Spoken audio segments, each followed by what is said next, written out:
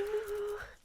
Je suis trop contente de vous retrouver dans cette toute nouvelle vidéo et comme vous allez pouvoir au titre, on va faire la vidéo que vous aimez le plus et j'ai l'impression sur ma chaîne, on va choisir ma pile lire du mois de novembre. Le mois de novembre, c'est vraiment le mois où on considère que ça y est, c'est Noël, on met le sapin, on commence à acheter les cadeaux de Noël, etc. Écoutez, je n'ai aucun livre noëlesque dans ma pile à lire et je n'ai même aucun livre qui give la vibe un peu hivernale où il commence à neiger, etc. Et puis comme vous savez, on est en France, j'habite en Île-de-France plus précisément. Il fait pas froid du tout, enfin il fait pas froid du tout, il fait un peu des températures de septembre-octobre. Ne vous attendez pas à retrouver des livres qui give, enfin qui donnent un peu cette vibe hivernale sur ma chaîne parce que c'est mort. Avant de commencer à faire ma petite pile à lire du mois de novembre, je vais vous faire un petit update sur les livres que j'ai réussi, enfin un petit update sur est-ce que j'ai réussi à lire en entier ma pile à lire du mois de octobre. Donc pour vous rappeler, oula, ok. Pour vous rappeler ma pile à lire du mois d'octobre, j'avais Brin d'amour de Raphaël Confiant. Je sais plus trop pourquoi, j'ai enlevé les prompts, enfin j'ai enlevé mes cartes de jeu à l'intérieur. Mais que j'ai commencé et que j'ai abandonné parce que en une semaine j'avais lu que 100 pages et je me disais ah c'est bizarre parce que en une semaine je lis plus que 100 pages quoi, donc je l'ai abandonné. De toute façon je comprenais pas trop donc l'histoire, donc voilà, j'ai juste abandonné. Ensuite je devais lire Twisted Hate de Hannah Huyang, donc c'est le troisième tome de la saga des Twisted que j'ai lu. Donc voilà, je sais pas trop quoi en penser, j'ai bien aimé mais ça casse pas trois pattes à un canard. Donc voilà, le tome 2 qui est Twisted Games reste mon préféré. Ensuite, j'ai relu le tome 1 de la carte des confins. Là, Là, je vous présente le tome 2 parce que le tome 1 est autre part, quoi. Mais j'ai relu le tome 1 que j'ai beaucoup aimé aussi. J'ai très hâte de lire ce tome 2. J'espère que je vais réussir à le mettre dans ma pile à lire du mois de novembre. Ce serait franchement cool. J'ai aussi relu Assoiffé, le tome 1 de Tracy Wolff que j'ai aussi énormément aimé. Je me souvenais pas du tout de la fin.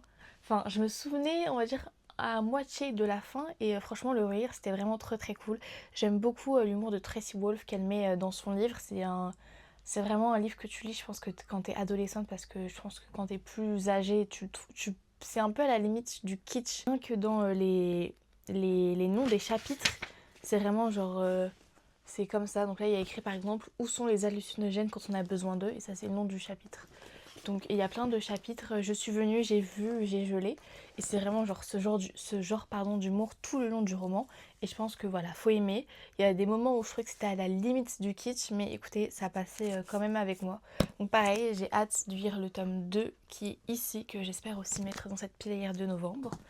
Et en dernier, je devais lire le tome 3 de Serpent and Dove. Donc là, c'est Gods and Monsters.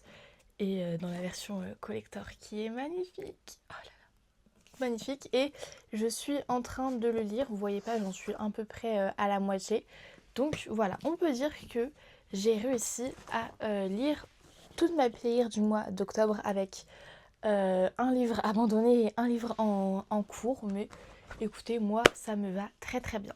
Vous avez pu le voir au titre, ce mois-ci, vous avez vu ou pas, enfin vous avez remarqué ou pas que chaque vidéo où le hasard choisit ma palle, j'essaie un peu justement de changer la manière de choisir ma palle, de changer un peu le jeu. Au début c'était le générateur de nombres aléatoires, voilà, qui choisissait les livres que j'allais lire. Puis après j'ai fait les cartes directement, je crois que j'ai pas fait de trucs de vidéo entre les deux. Et pour ce mois-ci, je vais piocher plutôt les titres de ma pile à lire. Cette jarre Starbucks, ce n'est pas une sponsorisation. C'est tellement gênant de dire ça. Bref, dans ce petit gobelet Starbucks que j'ai acheté en 2022, voilà, donc il y a un bail. Il y a des petits papiers comme ceci avec des consignes et des titres, et j'ai décidé que pour cette vidéo j'allais juste choisir les titres. Donc je vais juste piocher des titres de ma pile à lire parce que comme ça justement, comme je vous le dis un peu à chaque vidéo, ça va me forcer à lire des livres que je n'aurais pas lus d'habitude. Donc voilà, je prends un risque aussi parce que je me suis dit que ce serait bien de lire un peu mes suites de saga, sachant que j'en ai commencé deux, enfin j'en ai recommencé deux, mais écoutez, on prend des risques et c'est bien aussi de découvrir d'autres sagas. Donc voilà, je vais faire le tri tout de suite entre, je l'ai pas fait avant, c'est pas très sympa, mais je vais faire le tri tout de suite entre les titres et les consignes et je vous retrouve tout de suite après. Je vous reprends, j'ai fini de faire le tri, donc je pense que j'ai enlevé quand même 75% de ce qu'il y avait à l'intérieur. Donc là, on se retrouve avec que des titres à l'intérieur. Et c'est parti, je pense que je vais en piocher 4 puisque en octobre j'en avais pioché 5 et que j'en ai quand même abandonné un et j'en ai pas terminé un. Donc en gros j'en ai lu 3 en entier.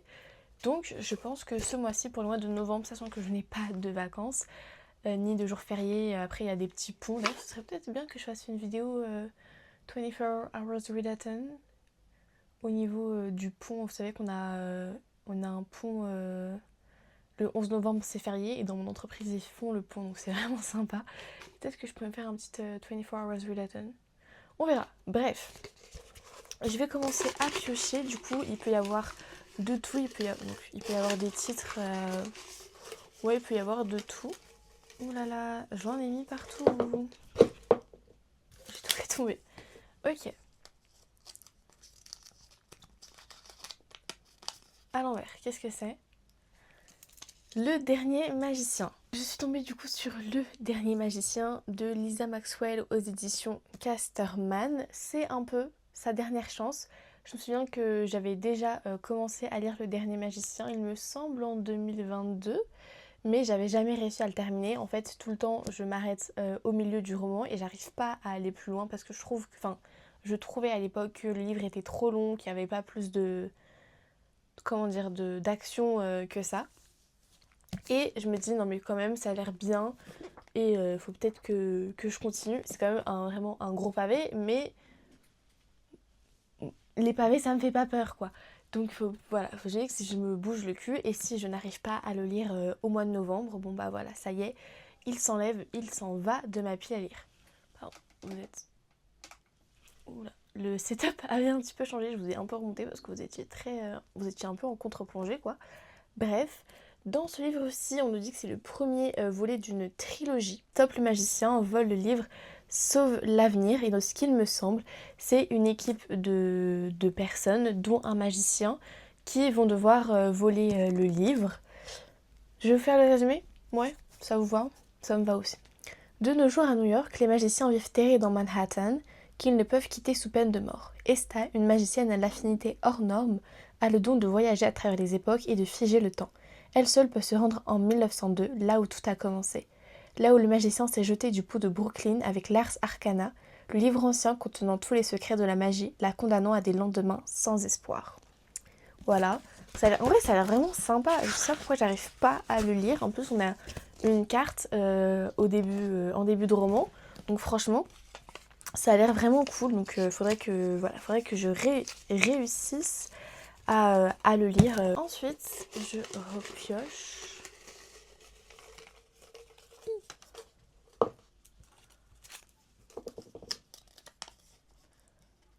Ah, on a Gardien des cités perdues, c'est ça?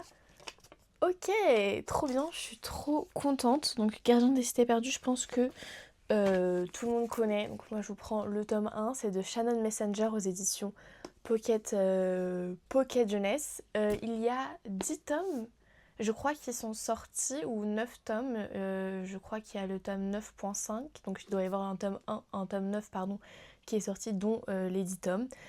Gardien des cités perdues, c'est la saga de mon enfance. C'est une saga que j'ai commencée quand j'étais en CM2 et que je n'ai jamais terminée. Je crois que la saga n'est pas terminée, je ne sais pas. On n'a pas eu d'annonce par rapport au tome 10 et on en parle de moins en moins sur les réseaux sociaux. Cette saga, c'était vraiment la saga Prime.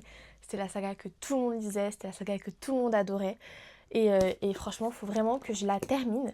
J'ai prévu de vous faire une vidéo un peu, je relis la saga de mon enfance, donc restez branchés si vous voulez la voir, où je relis justement Gardien des cités perdues, mais en entier.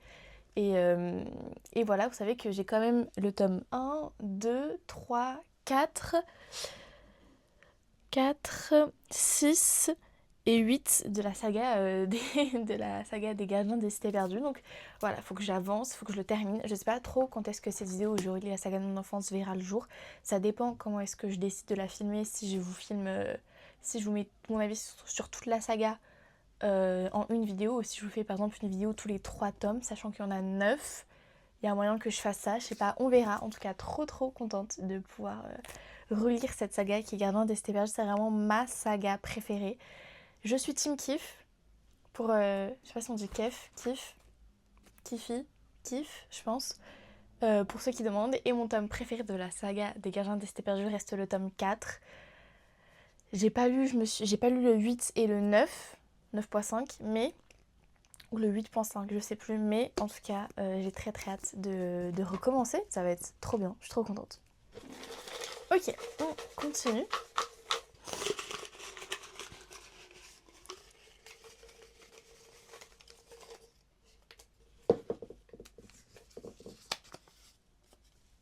Dark Rise, trop bien.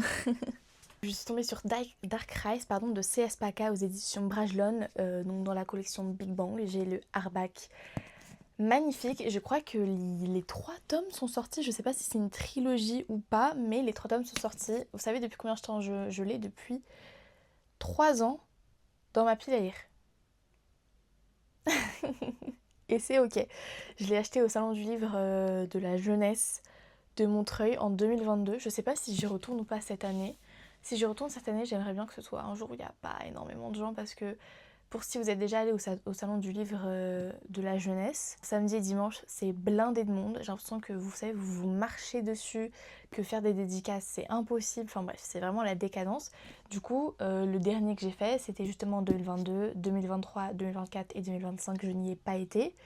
Parce que voilà, je trouvais que c'était trop, que voilà, vous marchez dessus, que t'avais du mal à respirer tellement il y avait de monde. Enfin bref, c'était juste entre guillemets invivable. Du coup, je sais pas, enfin j'aimerais bien si j'y vais cette année y aller, y aller un jeudi ou un vendredi quoi, mais c'est un vendredi soir parce que c'est mort. Enfin, c'est mort entre guillemets, je termine les cours à 17h45. Donc bon, voilà, à voir, mais bon bref, oula, je l'avais acheté justement au salon du livre.